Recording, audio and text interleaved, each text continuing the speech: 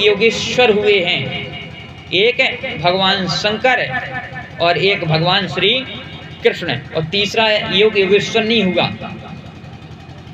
आज सभी देवी देवता दर्शन करके चले गए और भगवान शंकर ने पार्वती से कहा कि हे पार्वती, मेरे प्रभु ने गोकुल में अवतार धारण कर लिया है, मैं भी आज दर्शन करूंगा। आज भगवान शंकर गोकुल में अपने प्रभु का दर्शन करने के लिए आ गए और भगवान शंकर का भेष सबको पता है, कर्पूर गौरम करुणामुतारम, भस्म रमाए हुए, बाघंबर पहने हुए, गले में कालिया सर्प है, बिच्छू का कुंडल है, और इस भेष में भगवान भोलेनाथ दर्शन करने के लिए आज आ गए। जैसे ही नंद भवन के दरवाजे की ओर आगे बढ़े, कहा कि भैया कोई है। जैसे ही सुनंदा आई, सुनंदा ने भगवान भोलेनाथ का भेष देखा, सुनंदा डर के अंदर भाग गई और मैया यशोदा ने कहा, अरे बहन क्या हुआ? कहा कि अरे ऐसा बाबा आया है, उसका विकराल भेष है।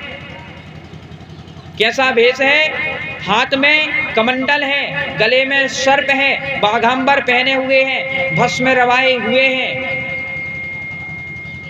विकट भेष जब रुद्र ही देखा, जब भगवान शंकर का विकट भेष देखा तो सुनंदा घबरा गई आज। तब फिर भगवान शंकर ने कहा, कोई है? अरे कोई हो तो दरवाजे खोलो। तो आज यशोदा जी द्वार पर आ गई। जब यशोदा जी बंधुओं द्वार पर आई, भोलेनाथ कहने लगे कि हे यशोदा, अपने लाला का दर्शन करा दे। यशोदा समझ गई, पूतना भी आई थी तो मेरा नाम जानती थी, यह भी आया है मेरा नाम जानता है। लगता है फिर कंस ने कोई दैत्य को भेज दिया और गेट बंद कर लिए यशोदा जी ने। भगवान भोलेनाथ कहने लगे, यशोदा एक बार अपने लाला का दर्शन करा दे और हम दर्शन करके चले जाएंगे। लेकिन यशोदा जी ने गेट नहीं खोला। जब 1 घंटे बाद गेट खोला, फिर भगवान भोलेनाथ कहने लगे, हे यशोदा, अपने लाला का दर्शन करा दे, हमको कुछ नहीं करना है, केवल एक नजर तेरे लाला को मैं देखूंगा और चला जाऊंगा। यशोदा कहने लगी कि हे बाबा, आप यहाँ से जाइए, हम अपने लाला का दर्शन नहीं कराएंगे, क्यों परेशान हो रहे हो? फिर यशोदा ने ऐसा कहकर गेट पुनः बंद कर लिया। सुनंदा से कहा कि सुनंदा तुम जाओ, देखो बाबा बैठे हैं कि नहीं। सुनंदा कहने लगी, अरे बहन तू जा, तेरे को मरना है तू मर, मेरे को नहीं मरना। कहा क्यों? कहा कि उसका भेष देखकर मेरे को चक्कर आ रहा है, अगर दोबारा देखूंगी तो कहीं मर ना जाऊं। जब तीसरी बार पुनः यशोदा जी गई, यशोदा जी ने कहा कि बाबा अभी तक नहीं गए, हमने कहा ना हम अपने लाला का दर्शन नहीं कराएंगी, क्यों परेशान हो रही हो? भगवान शंकर कहने लगी, यशोदा बात मान जा, मैं तेरे लाला को हाथ में भी नहीं लूंगा, तू दूर से दर्शन करवा देना, मैं एक छवि बस देख लूं फिर चला जाऊंगा। यशोदा कहने लगी, बाबा परेशान ना हो, राजा कंस ने कई राक्षस भेजे, पूतना भेजी, सट्टासुर भेजा, तिरणावत भेजा, ना जाने किस परमात्मा ने मेरे लाला को बचाया है। अगर तुमने दर्शन कर लिया, अगर मेरे लाला को कुछ हो गया, मैं फिर कहाँ जाऊंगी? मुझे दूसरा पुत्र कहाँ मिलेगा? मैं दर्शन नहीं कराने वाली। अरे तुम्हारा भेष ही तो इतना सुंदर है, मेरा लाला तुम्हारा भेष देखकर डर जाएगा, मैं दर्शन नहीं कराऊंगी।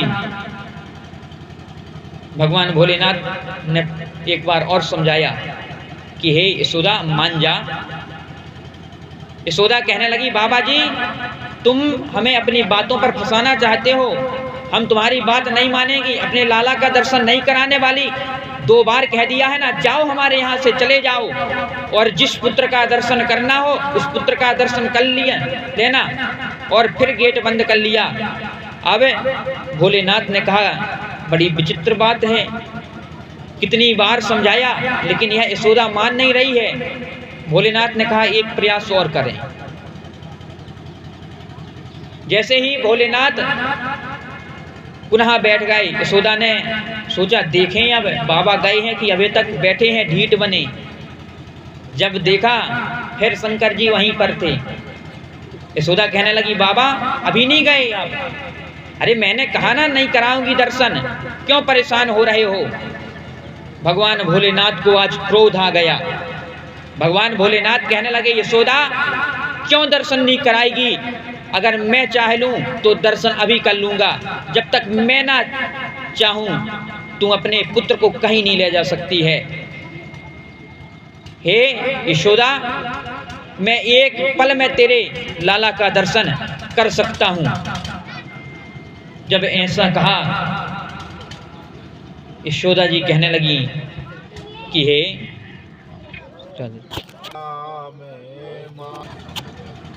भगवान भोलेनाथ यशोदा जी से कहने लगे कि हे यशोदा, जब तक हम ना चाहें तब तक, अगर हमने चाह लिया तो मैं तेरे लाला का दर्शन कर लूँगा। यशोदा जी ने कहा, तो सरकार चाह लो ना, अभी तक क्यों नहीं चाहा? अगर चाह लेते तो अभी तक दर्शन हो जाता। और जैसे ही यशोदा जी अंदर गईं और भगवान समाधि पर बैठ गए, यशोदा जी जाते जाते कह गईं, भोलेनाथ जाओ, हम दर्शन नहीं कराएंगे। कहने लगे, भोलेनाथ कब तक नहीं कराओगी? 1 साल, 2 साल, 10 साल, 50,000 साल हम यहीं बैठे रहेंगे। जब भगवान भोलेनाथ ने ऐसा कहा तो लोग कहने लगे, बाबा पागल है, 10,000 साल भी कभी कोई बैठ सकता है? बंधु, उन्हें क्या पता, इनकी एक बार समाधि लग जाए, बीते संवत सहत 87 तजिए समाधि शंभु अविनाशी। एक बार समाधि लग जाए, 87 हजार वर्षों तक बैठने का इनका प्रयास है। यशोदा जी अंदर गईं और इधर भगवान भोलेनाथ ने अपना त्रिशूल पकड़ लिया और मंत्र इधर पढ़ा और उधर भगवान श्री कृष्ण पालने पर रोए। जैसे ही पालने पर इतनी जोर से रोए भगवान श्री कृष्ण ने, यशोदा जी श्री कृष्ण को हाथ पर लेकर द्वार पर आ गईं और कहने लगी, बाबा जी हमारे पुत्र को बचा लीजिए, बाबा जी आप हमारे पुत्र का दर्शन कर लीजिए, ना जाने किसी ने कुछ कर दिया है। भोलेनाथ कहने लगे, उतर गया पूरा घमंड।